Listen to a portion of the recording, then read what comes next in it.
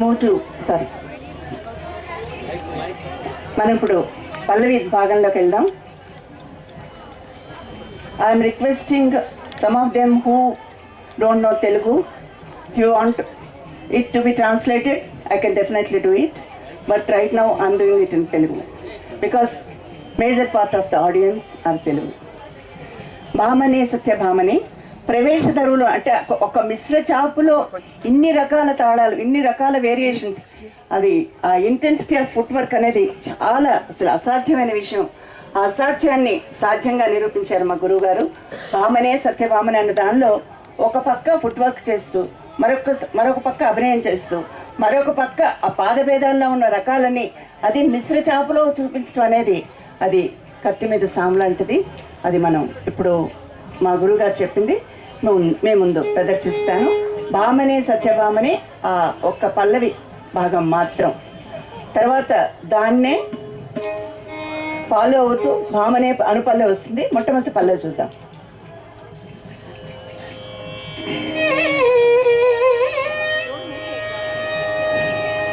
భామనే సత్య భామనే భామనే సత్య భామనే సత్య భామనే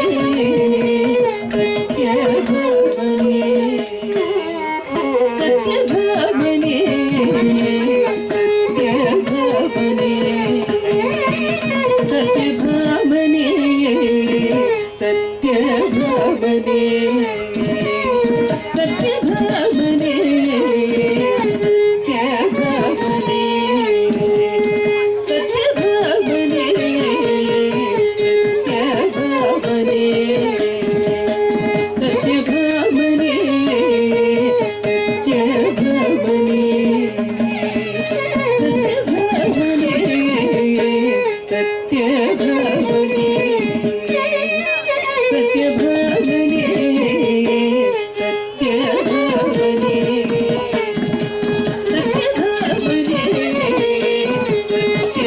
భామనే సత్య భామనే సత్య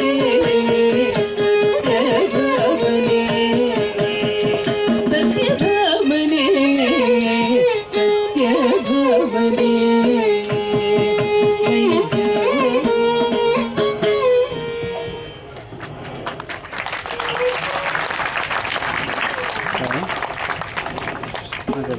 నచ్చినట్టుగా మీ ఆమోదాన్ని భావిస్తూ ఇలాగే ముందుకెళ్తాను. ఇక అనుపల్లవి వయ్యారి ముద్దుల సత్యభామని. వయ్యారి అంటే తెలుసు, ముద్దుల I'm so cute, pretty, graceful, that is me, the Satyabhama. అది 3 సార్లు అన్నప్పుడు ఆ 3 రకాల్లో ఆమె భేదాన్ని మీరు చూడొచ్చు. వయ్యారి ముద్దుల సత్యభామ అనుపల్లవి. 1 2 3.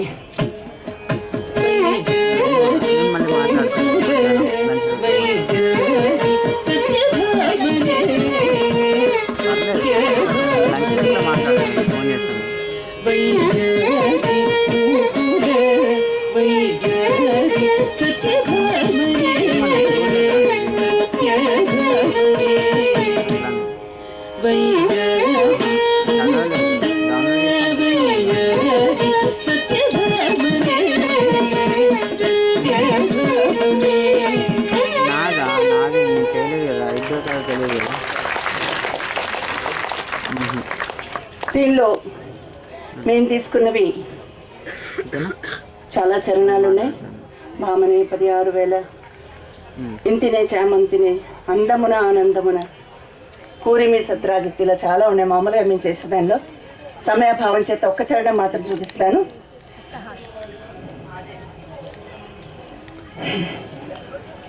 అందమున ఆనందమున గోవిందునకు నెరవిందునై.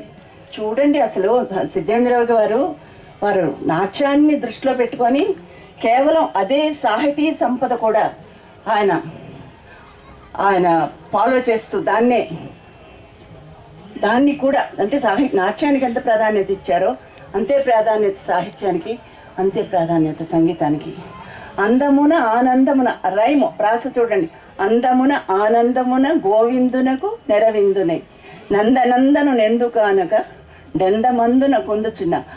ప్రతి సెంటెన్స్లో ఆ మొట్టమొదటి 2 అక్షరాలకి ప్రాస అంటారు. అది వింటుంటేనే అంత హాయిగా అనిపిస్తుంది. ఇంకా సత్యభామని ఊహించుకుంటూ ఆవిడ చేస్తుంటే ఎంత బాగుంటుందో. అందమున అందంలో కానీ, ఆనందమున ఆనందంలో కానీ, గోవిందునకు నెరవిందునై ఒక అందంలో కానీ ఒక ఆనందంలో కానీ 16,000 మంది ఉన్నారు కదా, కానీ నెరవిందును మాత్రం నేనే. ఆయనకి I'm a fees to him. ఒక విందు అన్న భావం కలిగించేది నేనే, నెరవిందునే. ఆ ఒక్క పాత్ర అది చూద్దాం. ఇప్పుడు తర్వాత 2వ భాగం నందనందను చూద్దాం. దీనిలోనే చెప్పేసుకుందాం. నందనందను నెందుగానక డెందమందున. అంతలోనే గర్వం, అతిశయం, ఆనందం మళ్ళీ అంతలోనే మామూలు అయిపోతుంది. ఏం లాభం? నందనందను నెందుగానక డెందమందును పొందుచున్న. అలాంటి నందనందనుని నాకెక్కడా కనిపించకుండా నేను ఎంత బాధపడుతున్నానో అంటుంది. ఈ అందమున ఆనందమున గోవిందునకు నెరవిందునై అన్నది ముందుగా ముద్రలతో చూపించి భావంతో, తర్వాత అదే అందమున ఆనందముని పాదభేదాలు ఆయన చేసిన ఆ ఇంటెన్స్ ఫుట్ వర్క్ అనేది మీరు చూడగలుగుతారు. ముందు జతితో స్టార్ట్ అవుతుంది.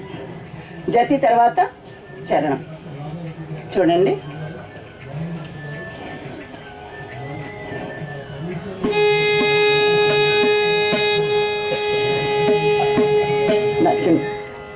శర్మ చిన్న ముక్త అయితే స్టార్ట్ చేయండి.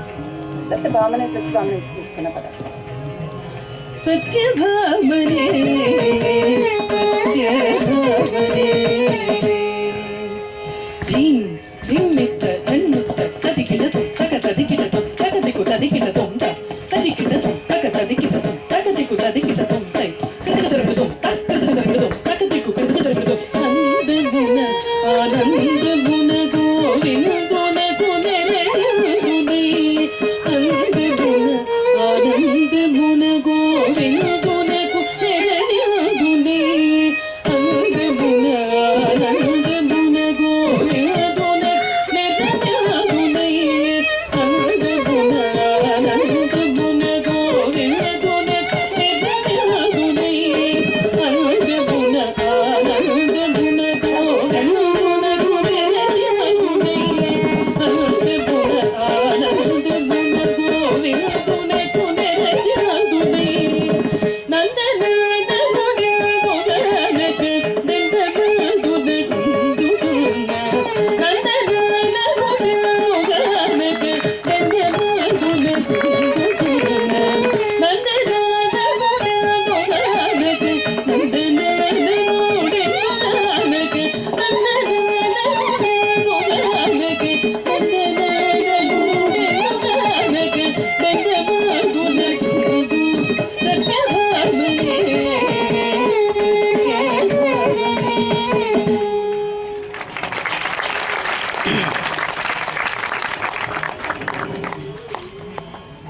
మీరు గమనించి ఉంటారు,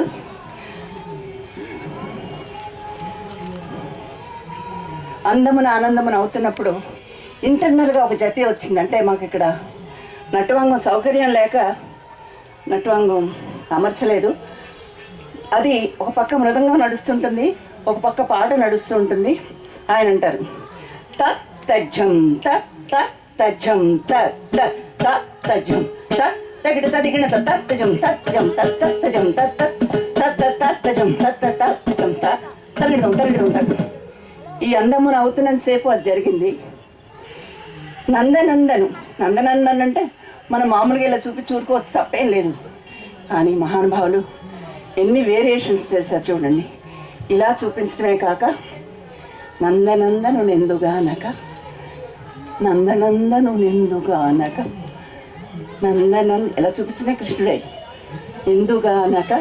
అంటే ఇక్కడ ఏంటంటే సత్యభామ అవకాశం వచ్చినప్పుడల్లా కృష్ణుడిని అక్కడ తీసుకుని అంతటి గొప్పవాడు నా స్వాధీనంలో ఉన్నాడు అన్నది ఆవిడ యొక్క భావం.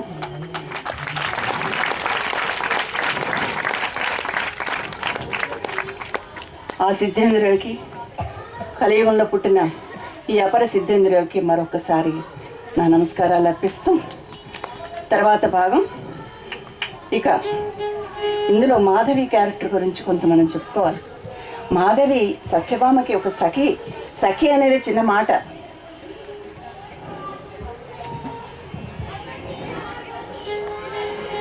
ఆయన కృష్ణుడి దగ్గర మాధవుడిగా ఉంటాడు, సత్యభామ దగ్గరకు వచ్చినప్పుడు మాధవి అయిపోతాడు.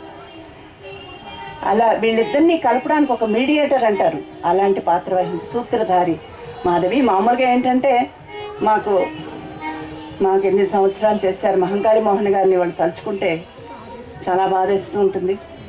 ఆయన ఒక పక్క నటువాంగం చేస్తూ ఒక్క దూకు దూకి ఇక్కడికి వచ్చేవారు మాధవి క్యారెక్టర్కి, మళ్ళీ ఒక్క దూకు దూకి నటువాంగంలో కూర్చునేవారు. ఏం పాపం చేసుకున్నాము కూచిపూడి కళాకారులు. 2012లో ఎంతమంది మహానుభావులు వెళ్ళిపోవటం చాలా విచారకరం. సో అక్కడ నటువాంగం జరుగుతూ ఉంటే దాన్ని నటువాంగం జరుగుతున్న వారే సాధారణంగా చేస్తారు. కానీ మాస్టర్ గారు ఎటువంటి సౌలభ్యం కల్పించారంటే ఆయన చేయరు కనుక ఆయన సూత్రధారి వహిస్తూ మరొకరిని నా దగ్గర వేదాంత రాఘవ కానీ చాలామంది చేశారు, అలాగే ప్రవేశపెట్టేవారు. ఈ రోజున నేను అదే పాటిస్తున్నాను. ఇక్కడ సత్యభామ మాధవిని ఎంత ఆప్యాయంగా పిలుస్తుందో.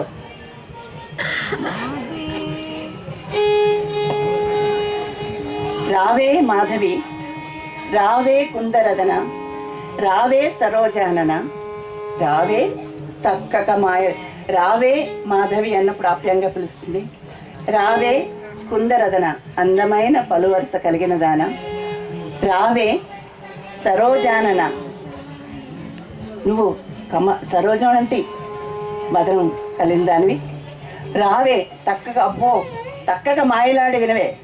అంత పొగుడితే అట్ ద సేమ్ టైము ఆవిడ యొక్క స్వభావం కూడా చెప్తుంది, నువ్వు చాలా నెరదానని, తక్కగా మాయలాడి వినవే అని. అంతలోనే మళ్ళీ రాడా అంటే తన కృష్ణుడు ఎక్కడున్నాడో తెలుసుకోవడానికి ఆవిడ దగ్గర నుంచి ఎంక్వైరీ రాబడుతుంది అనమాట.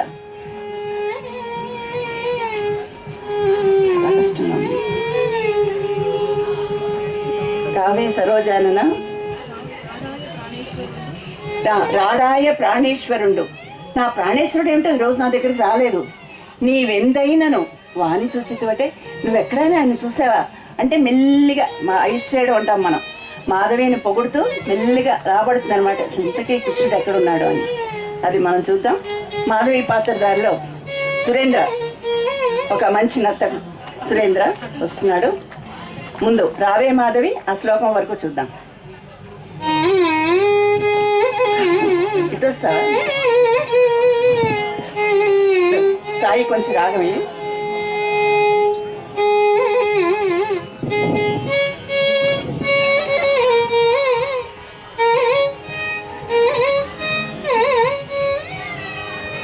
రావే మాధవి,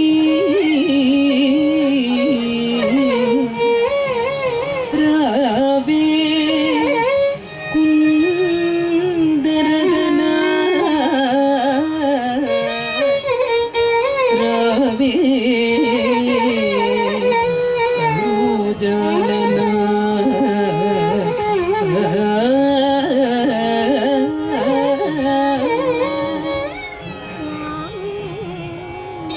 రావే లేదు పోవే లేదు, రాయి తాకి బోర్ల పడను లేదు, ఉన్నదున్నట్లుగా లేనిది లేనట్లుగా చెప్పుకు రావే సత్యభామా. రావే తక్కక మాయలాడి వినవే, రాడాయే ప్రాణేశ్వరుడు, ఈవేళ ఏ సతి గూడేనో, ఎవరి కోర్కీడేర్చెనో అకట నీవెందైనను వాణి చూచితివటే, నీవే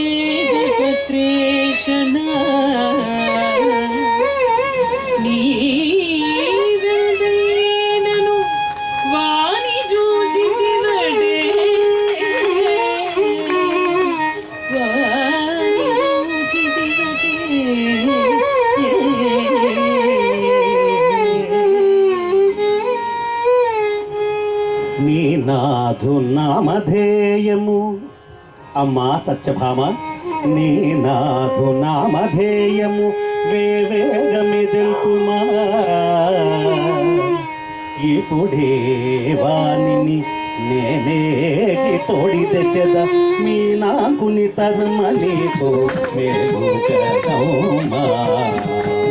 ఓ సత్యభామ ఓ సత్యభామ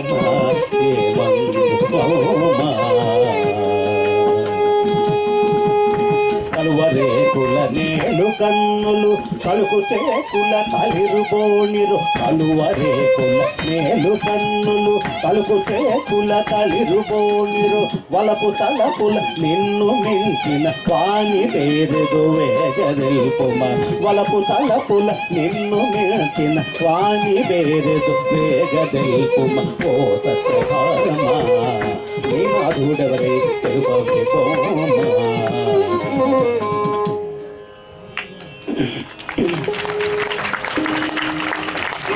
ఇక్కడ మీ అందరికీ అర్థమయ్యే ఉంటుంది. సరే తీసుకొస్తాను సార్ అంటే మాధవుడికి అక్కడ మాధవికి కృష్ణుడు ఏమి is not a stranger to Madhava. Just అది ఆయన ఏంటి యాక్ట్ చేస్తున్నాడు ఏమీ తెలియనట్టుగా. అంటే ఆమె ద్వారా చెప్పించాలని, ఆమె కృష్ణుడు ఎలాంటి వాడు ఆవిడ ద్వారా చెప్పించాలని ప్రయత్నిస్తూ నీనాదు నామధేయము వేవేగము. తొందరగా పేరేదో చెప్పాయి. మీ నాకుని తరుమ నీకు. ఆ మన్మధుడిని తెరవాలంటే నీకు అదొక్కటే మార్గం, నేను అతన్ని తీసుకొస్తాను, తొందరగా చెప్పవేంటని. అంటే ఇక్కడ మీరు ఒకటి గమనించాలి. నామకల్పంలో కేవలం టెక్నికల్ పాయింట్సే కాకుండా సాంకేతిక పరంగానే కాకుండా ఎన్నో మన అలవాట్లు, మన నమ్మకాలు, మన ఇంకా సంస్కృతి సాంప్రదాయం అన్నీ ఇలా ఇమిడ్చి పెట్టేశారు సిద్ధేంద్రియుడు. అది ఇప్పుడు కాలం మాట మాట్లాడకండి. ఇదివరకట్లో ఏంటంటే అసలు భర్త పేరు చెప్పడం అనేది లేదు, భార్య చెప్పకూడదు. ఆవిడ చేత అంటే కృష్ణుడి మీద ఉన్న ప్రేమ ఖచ్చితంగా చెప్తుంది. ఆవిడ తేవాలంటే నేను ప్రయత్నం చేస్తున్నాడు. ఆవిడ చాలా సిగ్గుపడుతుంది. ఏంటి నా నాదుడి పేరు నేను చెప్పాలా, నేను చెప్పను అంటుంది. అది ఇంతవరకు వచ్చింది. ఇప్పుడు ఇందులో సిగ్గాయన ఎమ్మ దరువు నాకు చాలా ఇష్టం, మీ అందరికీ కూడా తప్పకుండా నచ్చుతుంది. కొంచెం చూడండి. సిగ్గాయనో ఎమ్మ 6 అక్షరాలు. 6 అక్షరాల్లో అరగంట కూడా నేను చేయగలను, కానీ ఇక్కడ కొంతవరకు చేస్తాను నేను. అందులో ఏంటంటే నాకు సిగ్గు అవుతుంది అని చెప్తూ మరి ఆవిడ మరి కోపం వచ్చేస్తుంటుంది మాధవికి. మళ్ళీ మాధవికి కోపం రాకూడదు, కోపం వస్తే తనకే మళ్ళీ నష్టం. అందుకని పోనీ నేను పేరు నోటితో చెప్పను, నోటితో చెప్పకపోతే మరేలా చెప్తావు అంటాడు. అంటే చేతి మీద రాసి చూపిస్తాను అంటాడు. సరే కానీ అంటాడు. సరే చేతి మీద రాస్తూ చూపిస్తుండగా వెనకాల మాధవ్ చూస్తూ ఉంటుందన్నమాట. నువ్వు ముందు వెళ్తావా లేదా అని తరుగుతుంది. చేతి మీద రాసేస్తుంది. రాసి చూపించిన తర్వాత అది అసలు చూస్తే కదా అది ఏమిటది, నా మొహంలా ఉంది నీ రైటింగ్, నాకేం అర్థం కావట్లేదు అంటాడు. ఆ తర్వాత రెండో ప్రయత్నంగా నేను బొమ్మ గీసి చూపిస్తాను చెప్తావా అని అడుగుతుంది. దానికేంటి నిమిషాల్లో పని చెప్పు. అప్పుడు ఆవిడ చక్కగా బొమ్మ గీసిన కృష్ణుడిది, చక్కటి కళ్ళు, తర్వాత ముక్కు, నోరు, మరి ఆ నెమలి పింఛం అన్నీ గీసి మాధవిని ఆహ్వానిస్తుంది. ఒక్కసారి చూడట్టు, అది చూసాను నీకు తెలుస్తుందని. చూస్తాడు. మొత్తం చూసి ఏమిటిది, ఇంతంత మీసాలు, ఇంత పొట్ట, ఈయన మీ ఆయన అంటాడు. ఇక ఆఖరిగా మరొక ప్రయత్నం చేస్తుంది. పోనీ అతను చేసే పనుల ద్వారా అతను చేసిన గొప్ప మహిమలను చూపిస్తాను కనిపెట్టి అంటుంది. ఏమిటంటే అతను గోపాలుడు, గోవులను పాలించేవాడు. ఆ తర్వాత ఆ గోవులను పాలించేవాడు అన్నప్పుడు కూడా అంత అర్థమైనట్టే ఉంటాడు. తర్వాత ఏంటి ఇప్పుడు నువ్వు చెప్పింది అంటాడు. అలాగే గోవర్ధనాన్ని ఆయన చిటికిన వేలు మీద పైకెత్తి ఈ గోకులాన్ని మొత్తం కాపాడాడు అని చూపిస్తుంది. సరే అన్నీ తెలుసు అంటాడు. మళ్ళీ చివరికి వచ్చేసి ఇదేమిటి అని అడుగుతాడు. తర్వాత కాళీమర్దనం. ఈ గోవులన్నీ కూడా నీరు తాగి చనిపోవటం, ఈ గోపాలకులందరూ కూడా భయపడిపోవడం. అప్పుడు కాళీ మర్దనం చేసి వాళ్ళందరినీ కాపాడుతాడు ఆయన. కాళీ మర్దనం ఇతనేం చేస్తాడంటే, ఓ ఇంక నువ్వు పక్క దొప్పుకో అని చెప్పేసి ఆ కాళీ ఆ నది చూపించి ఈయన అందులో దూకినట్టుగా దూకేసి, అబ్బా చాలా జలుబు చేసేస్తుంది, ఇందుకే నా వల్ల కాలేదు, పేరు కనుక్కోవడం అంటాడు. అది అంతవరకు చూద్దాం. సిగ్గాయనమ్మ, రాగం సురటి, తాళం ఆది, చిన్న బిట్టి సాయి.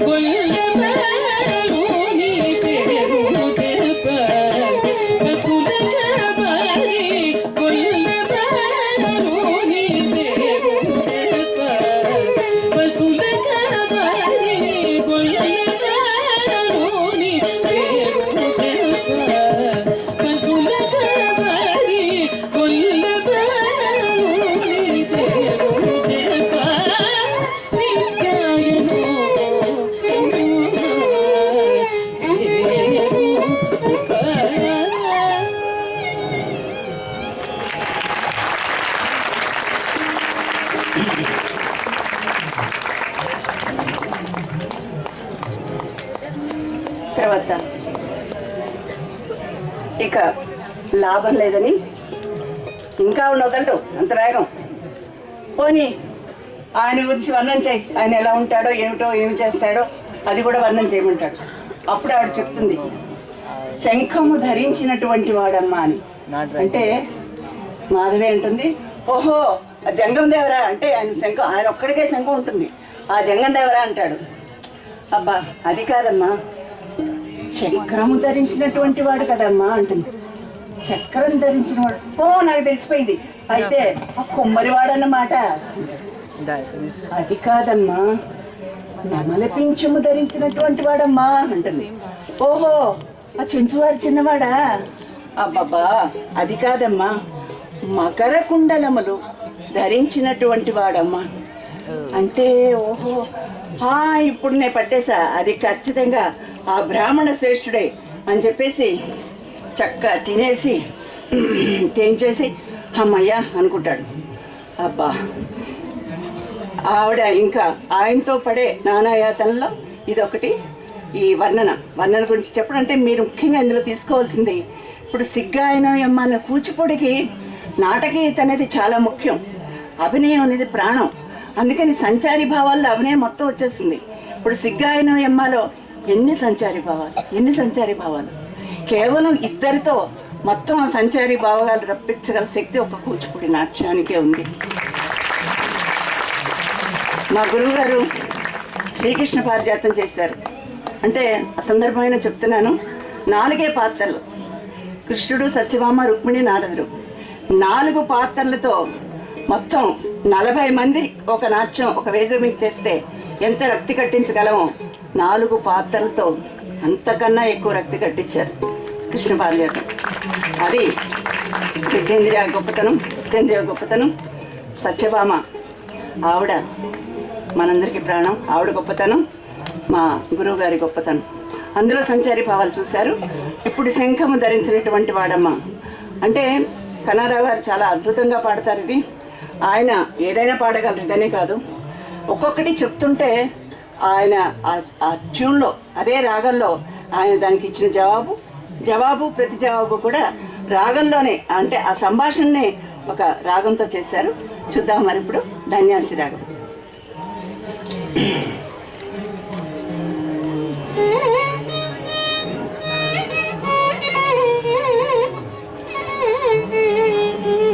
ఓయమ్మ పేరు చెప్పుట చేసిగ్గైనా మీ స్వామి వారు ఏ రూపు వారో, ఏ రేఖ వారో, ఏ అందము వారో, ఏ చందము వారో, నఖ శిఖ పర్యంతము శిఖ నఖ పర్యంతము వర్ణించుకురావే సత్యభామా.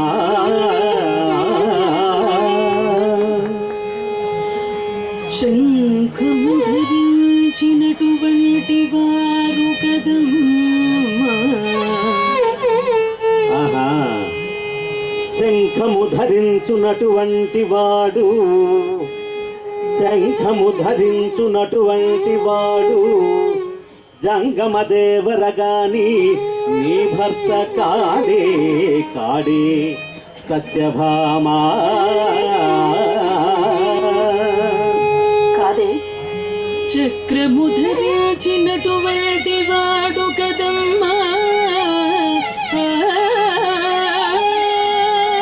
అలాగా, చక్రము ధరించునటువంటి వాడు, చక్రము ధరించునటువంటి వాడు శాలివాహనుడు గాని నీ భర్త కాడే కాడే ఆడే సత్యభామా. అది కాదే, నెమలి పిల్లచము ధరించినటువంటి వాడు కదమ్మా. ఓహోహోహో, ఆ చెంచువారు చిన్నవాడా? అబ్బబ్బా, అది కాదే. మరెవరే? మకర కుండలములు ధరించినటువంటి వాడు కదమ్మా. ఆహా, తెలిసింది తెలిసింది. మకర కుండలములు ధరించునటువంటి వాడు సోమయాజో వాకో మయతగా. మకర కుండలములు ధరించునటువంటి వాడు బ్రాహ్మణ శ్రేష్ఠుడు గాని నీ భర్త కాడే కాడే కాడే సత్యభామా. చివరికి సత్యభామ ఆ వరుస ప్రత్యక్షంగా చెప్పకుండా వరుస చెప్తుంది. అది ఆ బిలహరి పద్యంలో ఇప్పుడు మరదియగు నాకు సాక్షి. చూడండి, మరదియగు నాకు సాత్యకి, మరదియగు నాకు సాత్యకి, వరగుణుడౌ గలధరుండు భావయగును నీ వెరుగవే దేవకీ కుమరుని తెరవాన రాజగోపాల దేవుని గిరిధరు.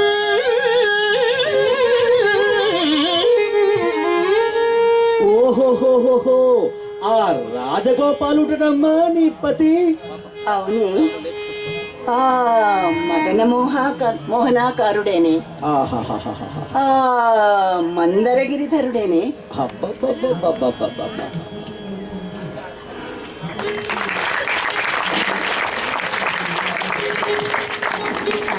ఇప్పుడు అసలు అంటే మదనాధరు క్షమించాలి చేయటం లేదు, అది మధ్యలో కట్ చేస్తే బాగుండదు, అదే 10 నిమిషాలు పడుతుంది. ఇప్పుడు ఆవిడ మదనావస్థ అంటే మదనుని పంచబాణాలతో ఆవిడ విరహోత్కంఠ అవుతుంది. అది అయిపోయిన తర్వాత మెల్లిగా మళ్ళీ ఆ మాధవి వస్తుంది, వచ్చి అసలు సంగతి రాబడదా అని జరిగిందే కదా. అసలు స్వామివారు ఈ మధ్య మీ ఇంటికి ఎందుకు రావడం మానేశారు అని అడుగుతాడు.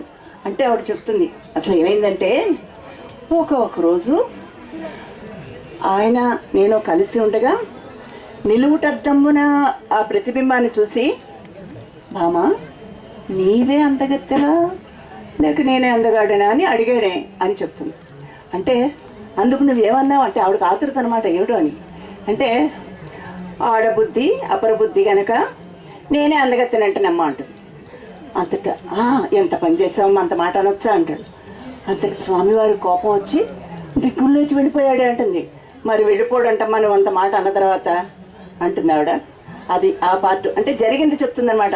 అసలు స్వామివారు రాకపోవడానికి కారణం ఏమిటో ఇక్కడ మనకు తెలుస్తుంది. ఇందులో కూడా మీరు తీసుకోవాల్సింది ఆ హ్యూమరస్ సెంటిమెంట్, హాస్యరసం.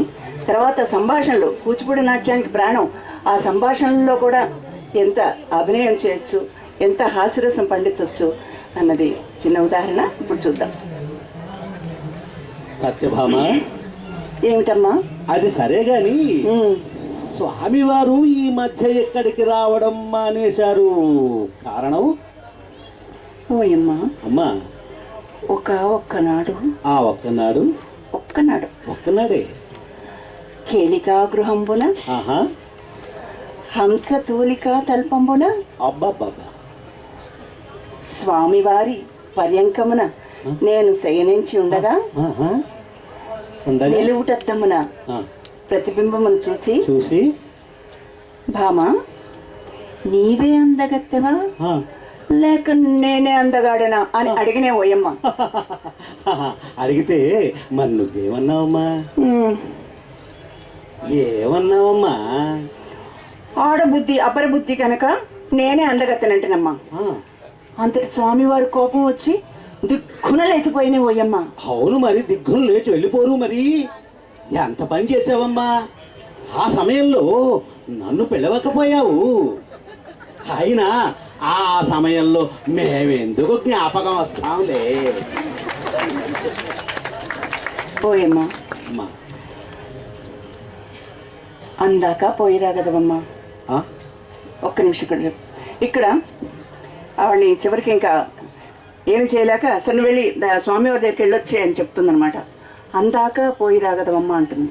అందాక అంటే కరెక్ట్గా ఎంత దాకా అయితే ఆవిడ చెయ్యి వెళ్ళిందో అంత దాకానే పోయేసి వెనక్కి వచ్చేస్తాడు. అది కాదమ్మా, నేను వెళ్ళమన్నది స్వామివారి దగ్గరికి, అక్కడ వెళ్ళు అంటాడు. అంటే అమ్మ బాబోయ్, ఇప్పుడు ఆ పూజారిని నిద్రలేపి గుడి తలుపులు తీసి, అంటే ఆయన అనుకుంటున్నాడు విగ్రహాన్ని, ఆ విగ్రహాన్ని మోసుకొని అమ్మ బాబోయ్ నా వల్ల కాదమ్మా, నా వల్ల కాదు. అది కాదమ్మా, ద్వారకా నగరానికి వెళ్ళవమ్మా అంటుంది. ఇంకెక్కడదమ్మా ద్వారకా, ఎప్పుడు పోతాను అంటాడు. అబ్బబ్బా అది కాదమ్మా, వైకుంఠానికి పోయి రాగదవమ్మా. దీని జవాబు కన్నారావు గారి నోటమ్మట మీరే వినండి. ఇప్పుడు అది చూద్దాం. పోయమ్మా అందాక పోయి రాగదవమ్మా. అందాకనా? సరే.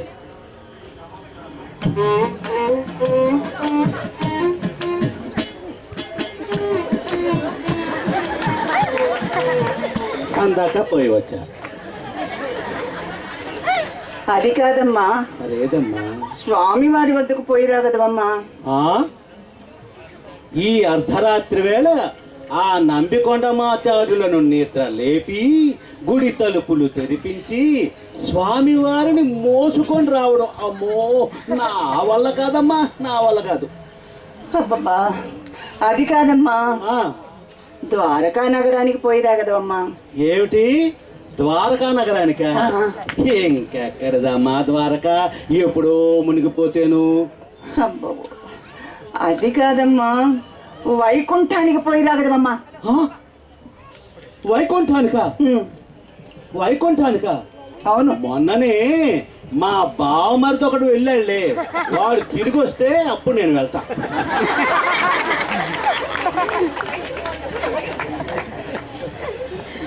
ఇది అయిన తర్వాత ఎలా అయినా సరే ఆయనకి ఆవిడ తెలిసిపోయింది ఇతను ఏడిపిస్తున్నాడని. ఎలా అయినా సరే నా స్వామివారిని తీసుకురాగదమ్మా అంటే అప్పుడు అసలు విషయం బయట పెడతాడు.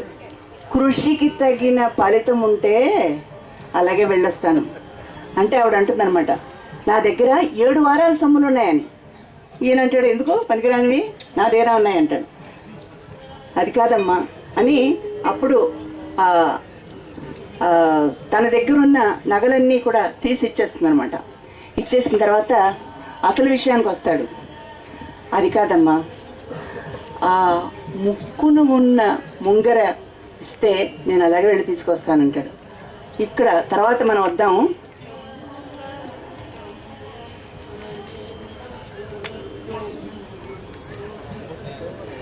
ముక్కు ముంగర ప్రాశస్త్యానికి ఇప్పుడు ఇంతవరకు చూద్దాం. సఖి, నా నాదుడు ఎందుపోయేను ఎచ్చటిపోయేను వెదకి తోడితే కదవమ్మా.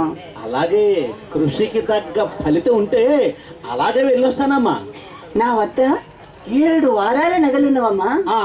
నా దగ్గర ఉన్నాయి, ఎందుకు పనికిరానివి. దర్బార్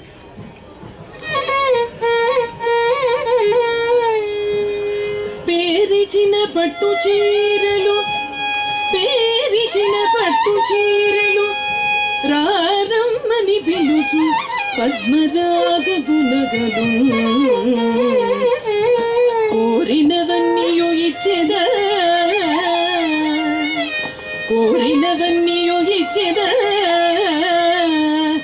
మారాములు సేయకిప్పుడు మారాములు సేయకిప్పుడు మర్యాద కాదది మర్యాద కాదది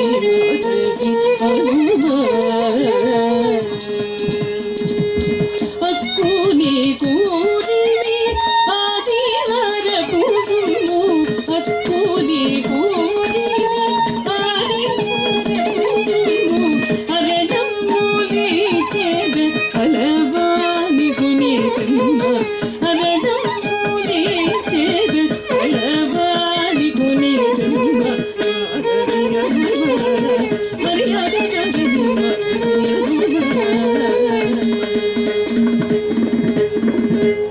చూసారా, సత్యభామకి పతి యందున్న ప్రేమ ఎలాంటిదో తులాభారంలో మొత్తం తన సర్వస్వం అర్పించుకుంది. మరి ఇక్కడ ఉన్నవన్నీ ఇచ్చేసింది. అంటే ఎంత ఇష్టం ఆ భర్త అంటే ఎంత ఇష్టం లేకపోతే, అందుకే సాంప్రదాయం అన్నాను. ఆ సాంప్రదాయాన్ని మనం అప్పుడు ఎలా చూసేవారో భర్తని అన్నదాన్ని నీళ్ళు కూడా చూపించారు. ఇక్కడ సరే అన్నీ ఇచ్చేసిన తర్వాత అసలు విషయానికి వస్తుంది. ఆ ముక్కున ఉన్న ముంగర ఇస్తే అంటాడు. అయ్యో ఇంత మాట అంటావు అనేసి ఆవిడ నివ్వెరపోతుంది అనమాట. అలా అడుగుతాడని అనుకోలేదు. అంటే అప్పుడు చెప్తుంది, ముక్కున ఉన్న ముంగర అడిగావు, అసలు ముంగర ప్రాశస్త్యం ఏమిటో నీకు తెలుసా? అంగన లేని ఇల్లు, ఒక house without a house wife, ఒక గృహం, ఒక ఇల్లాలు లేని గృహం, చతురంగ బలంబులు లేని రాజు, ఈ ఆర్మీ అంతా లేని రాజు ఎలా ఉంటాడు? నిస్సంగుడు కానీ మౌని, అంటే ఒక మనసులో మెదడులో శాంతి లేకుండా తపస్సు చేస్తూ ఉంటాడు, దాని ఫలితం ఏం లేదు. అలాంటిది కామినీ సంగతి లేని యవ్వనము, ఒక శృంగారపరమైన ఆ ఆనందం లేని యవ్వనం ఎలాంటిదో. జనసమ్మతి లేని ప్రధాని, ఓ జనాలందరూ కూడా వాడి సమ్మతి లేకుండా ఈయన పాలిస్తూ ఉంటాడు. అలాంటి ప్రధాని ఎలాంటి వాడు? ముంగెర, స్త్రీ ముక్కుకి ముంగెర లేని ఆ స్త్రీ ఎలా ఉంటుందో ఇలా ఉంటారు అని చెప్పి ఆ చక్కటి పద్యం అనమాట. కానడలో వస్తుంది, చాలా మంచి పద్యం. శ్వేత అంతే అనుభవంతో అనుభవించి పాడుతుంది. ఒకసారి చూద్దాం. ముందు దాన్ని అన్నీ ఇచ్చావు సరే కానీ. సత్యభామ ఏంటమ్మా? సత్యభామ ఏమిటో చెప్పమ్మా.